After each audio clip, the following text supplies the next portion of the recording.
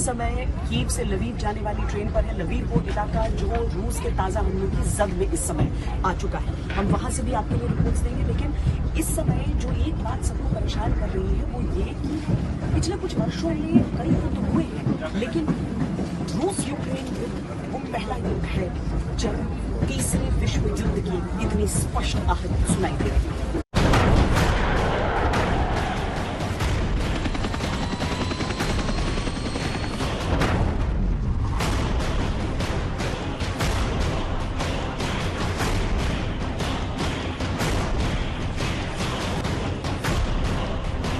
Ukraine का Vasil Kyiv शहर जो रूस के बमों से जल रहा है।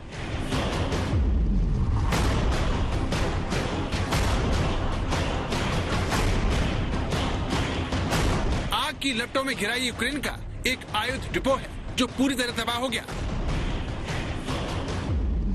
लेकिन दुनिया वासिल कीव शहर पर हुए इस हमले से ज्यादा यूक्रेन के पश्चिमी हिस्से में बसे यावोरिव पर रूसी अटैक से डरी हुई है। हो सकता है कि आपने शहर का नाम पहली बार सुना, लेकिन आने वाले दिनों में रूस और नाटो के बीच अगर बात बिगड़ी तो इस शहर का नाम इतिहास में दर्ज हो जाएगा।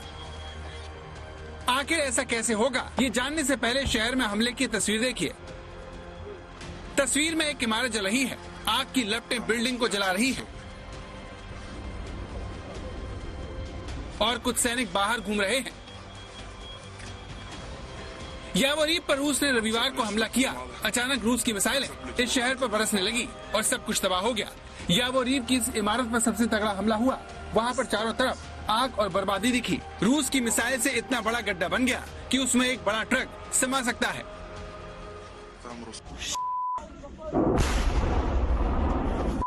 Down.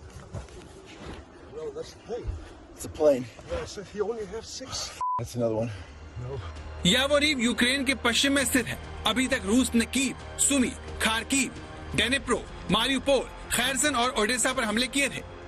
मारियुपोल में रूस ने यूक्रेन के कमांड सेंटर को रॉकेट से तबाह कर दिया।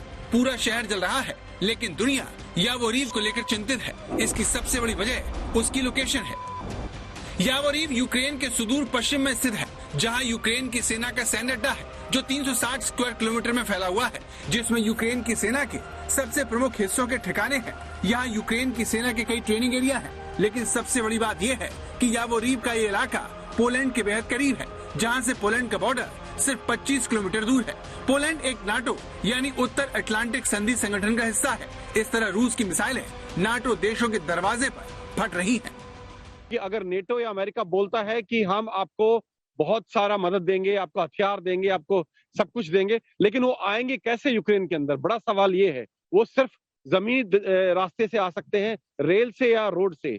और जो कल एक रूस ने हमला किया है मिलिट्री ट्रेनिंग सेंटर पर, जो कि पोलैंड की सीमा से सिर्फ 18 मील दूर है, और रूस का ये कहना कि हम किसी भी काफिले को किसी भी हालात में अगर कोई जो नेटो इक्विपमेंट, मिलिट्री इक्विपमेंट आ रहे हैं उन पे हमला करेंगे, नहीं आने देंगे। तो अब सवाल ये है कि कैसे वो इक्विपमेंट भेजेंगे। लड़ाई चल रही है कीव में, लड़ाई चल रही है पूर्वी और दक्षिण यूक्रेन में, किस प्रकार वो हथियार भेजेंगे यूक्रेन के अंदर, ये एक बड़ा सवाल है और एक बड़ी मुश्किल है यूक्रेन के लिए। और इसीलिए प्रेसिडेंट जेलेंस्की बार बार ये बोल रहे हैं।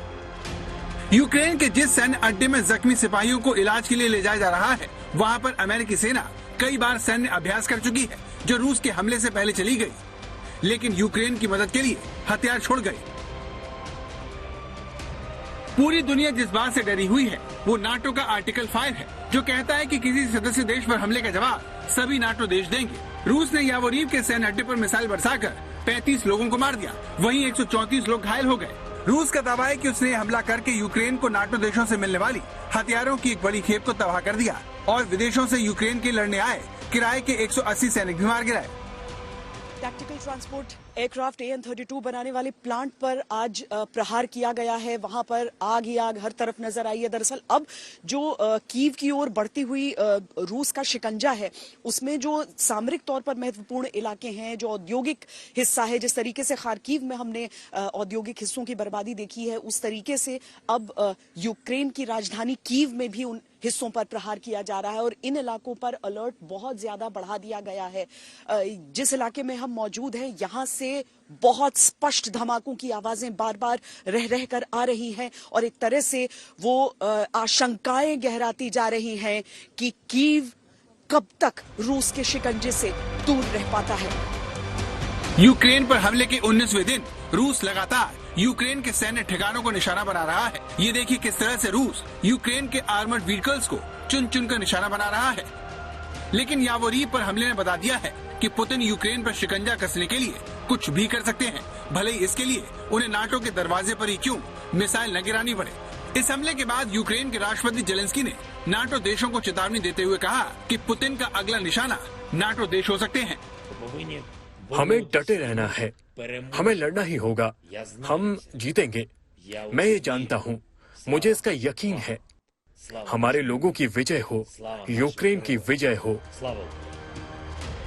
बड़ी बात यह है कि जिस यावोरीव के international peace keeping and security centre पर हमला किया गया, वहां नाटो के साथ यूक्रेन सैन्य अभ्यास करता रहा है। रूस के हमले से पहले भी यहाँ पर नाटो देशों ने ड्रिल की थी और यूक्रेन की सेना को जंग में लड़ने के गुर सिखाए थे। नाटो देश के करीब रूस के इस हमले की अमेरिका ने निंदा की है और उसके विदेश मंत्री एंटनी ब्लिंकन ने कहा, हम पोलैंड से सटी यूक्रेन की सीमा के करीब Yavoriv international centre for peacekeeping and security पर रूस के मिसाइल हमले की निंदा करते हैं। ये क्रूरता बंद होनी चाहिए।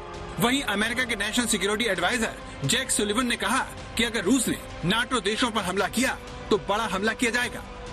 हम कीव शहर के रेलवे स्टेशन पर इस समय मौजूद हैं। जिन अहम चीजों को टारगेट किया जा रहा है रूसी सेना द्वारा, उसमें रेलवे स्टेशन एक बहुत बड़ा टारगेट है। बहुत बड़ी संख्या में लोग यहां से तो निकल चुके हैं, लेकिन ये समझिए कि पश्चिमी हिस्से से यूक्रेन के बाकी हिस्सों तक जो सप्लाईज आते हैं, उसके लिए रेलवे लाइन बहुत अहम है और हमेशा आशंका रही है कि अगला टारगेट रूस का क्या हो सकता है। अगर उसे वाकई सप्लाई लाइन को काटना है तो उसे इन रेलवे ट्रैक्स पर प्रहार करना होगा, क्योंकि दूसरे देशों से जो सामान आ रहा है, क्योंकि हवाई स्पेस खुला पर आपको यूक्रेन के जो विमान है वो उड़ान भरते नजर नहीं आते हैं। वहां पर बहुत बड़ा खतरा रूस के विमानों से रहता है, हवाई हमले होते हैं। रूस ने शनिवार को ही बता दिया था कि वो पोलैंड के करीब यावोरीव पर हमला करेगा, क्योंकि वहां से यूक्रेन को सैन्य सहायता मिल रही है। लेकिन रूस 24 घंटे के अंदर ही ये हमला कर देगा, इसकी कल्पना किसी ने नहीं की थी। हालांकि पुतिन ने जंग की शुरुआत में ही बता दिया था कि यूक्रेन का मददगार भी दुश्मन माना जाएगा। For those who may be tempted to interfere in the events taking place from the outside, whoever tries to interfere with us, let alone create threats for our country, for our nation, must know that Russia's response will be immediate, and it will lead you to such consequences that you've never faced before in your history. 24 फरवरी के बाद से Ukraine के शहर रूस की सेना की जद में है। इस तरह के धमाके सारे यूक्रेन में हो रहे हैं, जिसके हाल फिलहाल रुकने की संभावना नहीं है, क्योंकि रूस के निशाने पर अब वो रेल है जो पोलैंड से हथियार लेकर यूक्रेन के बाकी शहरों में पहुंचाती है। चेचन्या, जॉर्जिया, क्रीमिया और अब यूक्रेन। पुतिन ने पहले ही संकेत दे दिया था कि नाटो देश चाहे जो कर ले वो रुकने वाले नहीं है। लेकिन अब नाटो के लिए हालात सिर के ऊपर से पानी चले जाने जैसे हैं, क्योंकि अभी अगर उसने पुतिन को नहीं रोका तो फिर उन्हें रोकना नामुमकिन हो जाएगा। लेकिन सवाल ये है कि उन्हें आखिर रोकेगा कौन। कीव से कैमरा पर्सन पवन कुमार, मोहसिन खान के साथ श्वेता सिंह, गौरव सावंत, राजेश पवार और गीता मोहन, आज तक।